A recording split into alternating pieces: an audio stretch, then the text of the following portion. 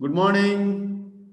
Welcome to the Hindu Editorial Reading and Summary Series presenting by Diction Addiction. Today's Hindu Editorial is based on research work conducted by Oxfam International. This firm is a non-charitable organization which works on world poor people. So their original title is Mega Rich Coup COVID losses in record time at billions will live in the poverty for at least a decade. So whatever pandemic, COVID-19 pandemic losses are recovered by billionaires within 9 months, but for the same losses maybe recovered by poor people requires 1 decade. You see the time length difference between the billionaires and the poor people. That's what is the theme of the today's Hindu editorial. According to the Oxfam and Forbes, top 10 richest man in the world on the planet. These are the top 10 people. Jeff Bezos, CEO of Amazon, Elon Musk, CEO of SpaceX, Bernard Arnault and family chairman of LVMH, French billionaire, Bill Gates, Mark Zuckerberg, Larry Ellison, Warren Buffett, John Sanson, Larry Page, and finally Mukesh Ambani. These are the top 10 richest man in the world by Forbes. These people have earned the $500 billion in the COVID-19 time, addition to their regular one. So $500 billion, these 10 people only. This $500 billion additional amount. This $500 billion sufficient to give COVID-19 vaccine to everyone on the world. More than enough. This $500 billion they have amazed in this pandemic is more than enough to give COVID vaccine to everyone in the world. As well as this $500 billion are also enough to push the poor people into the safer place. So richer virus made richer, rich people to richer, poor people to further who rest of the poor.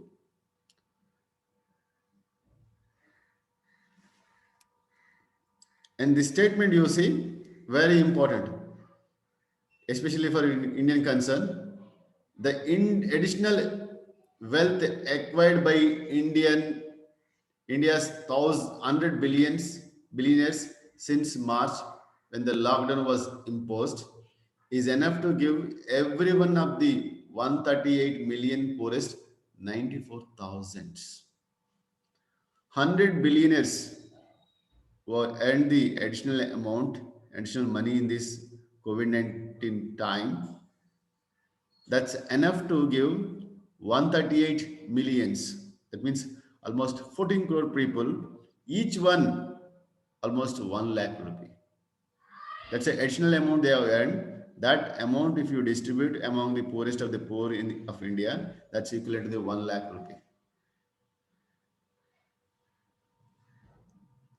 This is what is the introduction to the today's editorial. Now we'll go to the loudspeaker where we will read the article. Troubling trends on widening inequality.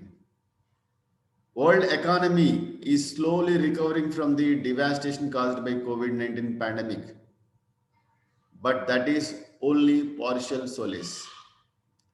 The recovery is uneven among countries. and within countries, but the emerging universal truth is that economic inequality is rising sharply in all countries. A new report by Oxfam has revealed that 1,000 richest people worldwide recovered their losses from the pandemic within 9 months, as opposed to the world's poorest who might take a decade to limp back to their pre-pandemic standing. Inequality was alarmingly high and destabilizing social and partial order in much of the world even before the pandemic struck.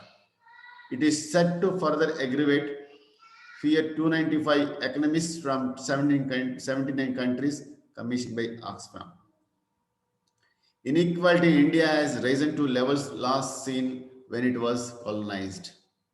The additional wealth acquired by the India's 100 billionaires since March when the lockdown was imposed is enough to give every one of the 138 million poorest 94,045 rupees, according to the report. An unskilled worker in India would take 3 years to earn what the country richest person earned in 1 second last year. The report calculates the worsening inequality in income and opportunities impacts some sections disproportionately due to discrimination based on gender, caste, and other factors. The poorer people were worst affected by the disease itself.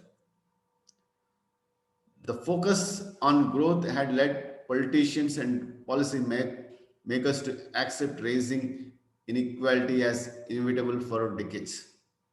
Inequality came to be seen as benign outcome of economic growth that led to the reduction of absolute poverty. Concerns about inequality could also be easily dismissed as being informed by socialism. Any criticism of capitalism was viewed with skepticism in the mainstream development debates until the crisis of capitalism could no longer be ignored. The literature on capitalism and its linkage with the democracy is now growing fast.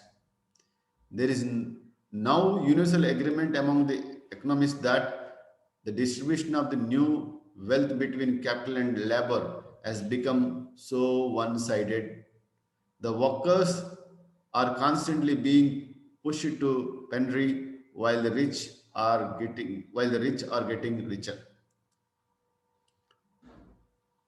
This has social and political consequences as upheavals in the democratic societies around the world show. The environmental cost of the development model that hinges higher and higher growth are also obvious. On the one hand, there is an acknowledgement of the crisis among the capital moguls. The theme of the World Economic Forum at Davos this week is the greatest reset, which it says is a commitment to jointly and urgently build the foundation of our economic and social system for a more fair and sustainable, resilient future. On other, measures that favor the capital at the cost of labor continue. For instance, changes in labor laws in several states during the pandemic. Lip service is not enough to tackle inequality. This is what is the reading.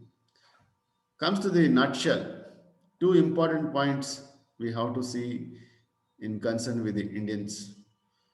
Economic system has gone back to the colonial colonial time during this pandemic.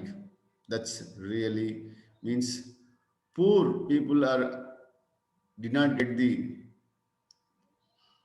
money to meet their ends. It became a problem for their sustainable, livelihood matter. And second thing is that you see here, this is a most, this is may, this sentence will tell the everything. An unskilled worker in India would take 3 years to earn what country's richest person earned in 1 second last year. So this is the story of Indian economy and poverty. If you look into the world, health wise, education wise, economics wise, and death wise. So people who are belongs to the lower caste in India or poor people in the other countries or black people in America or the other countries are the real sufferer of this pandemic 19. So people don't have access to the health because of the pandemic. People do not have, they lost the livelihood. So economically they become more weak, and since they don't have money, their health is also becoming very poor. And finally, if you look into the death rate across the world, it is more, the mortality rate is higher in the African descendants or black people, or you say, you know, underprivileged people. So pandemic is a luxury for the elite people and not for the poor people. It's a no more. It's a no more elite. Quarantine is a one way of honeymoon to the luxury people, but it's a jail for the less than more than a jail for the poor people. So this is what I would say about today's Hindu editorial. If at all you like it, just give thumbs up. And if you want regular updates on this series, just subscribe. Thank you all. See you again with the one more video tomorrow. Until then, bye.